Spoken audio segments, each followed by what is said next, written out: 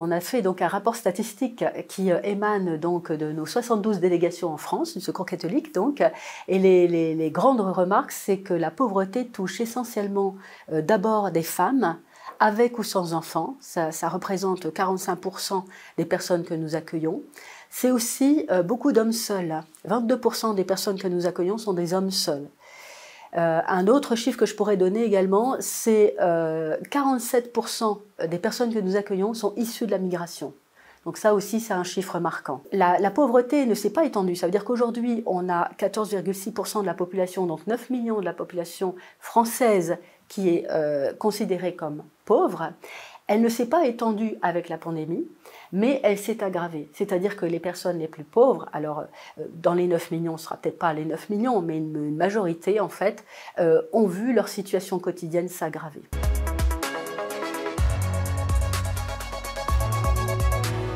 Nous, on a voulu mesurer l'impact de la crise, donc de la pandémie du Covid-19 sur les ménages les plus pauvres et on voit bien que ça les appauvrit davantage. Un RSA, c'est 560 € par personne et par mois. C'est très contraint. Et donc, on a vu pendant la période du Covid, on était confinés. Les personnes n'avaient pas plus ni moins de RSA puisque c'était fixe, mais on s'est aperçu que leurs charges augmentaient. Par exemple, les enfants qui n'étaient pas à l'école mais à la maison devaient être nourris midi et soir. Et alors que les familles tablent sur un repas équilibré par jour qui se situait à la cantine, donc prise en charge voilà, au niveau de la collectivité, en partie, eh bien, elles se sont retrouvées à devoir financer des repas équilibrés pour leurs enfants, notamment les ados. On imagine que c'est quelques euros chaque semaine pour chacun des enfants.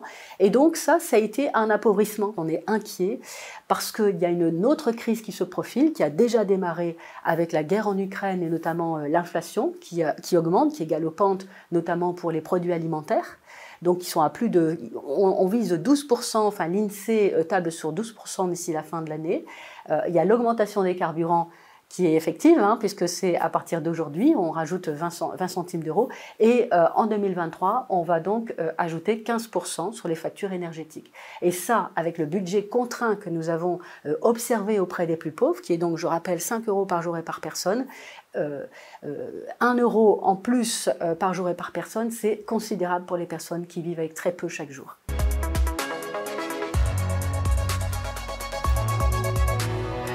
Eh bien, en fait, il faut une volonté politique de se dire on a envie d'éradiquer la très grande pauvreté en France. Et comme la France s'y est engagée auprès de l'ONU, il s'est engagé à l'horizon de 2030 d'éradiquer la très grande pauvreté. Donc, que tout le monde ait au moins 750 € par mois pour vivre, et par personne et par mois. Les recommandations majeures que j'évoquerai aujourd'hui, c'est de changer le regard que l'on porte sur les personnes en situation de pauvreté. Il faut faire tomber les préjugés. Les personnes en situation de pauvreté n'ont pas choisi d'être dans la pauvreté. Elles n'ont pas choisi de gagner 500 €, enfin de toucher 500 € par mois. Et donc, elles ont envie de se battre et envie de collaborer à la société, de s'investir dans la société, d'être actives et de travailler. Ça, c'est le premier point, donc, de changer le regard que l'on porte sur les personnes les plus pauvres de la société. Le deuxième, c'est d'augmenter le pouvoir de vivre, puisqu'on a constaté effectivement qu'avec 5 € c'était insuffisant.